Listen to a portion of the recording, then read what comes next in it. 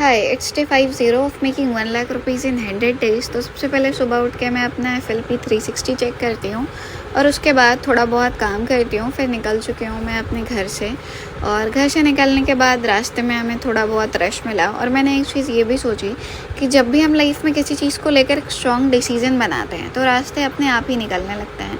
जैसे मैंने जब अपना ये 100 डेज़ का चैलेंज लिया था तो मुझे नहीं पता था कि सच में मैं इसके ऊपर वर्क कर लूँगी, बट जैसे जैसे डे चलते गए, काम चलता गया, उस हिसाब से मुझे अभी बहुत ही ज़्यादा कॉन्फिडेंट फील होता है कि हाँ, मैं ये कर सकती हूँ।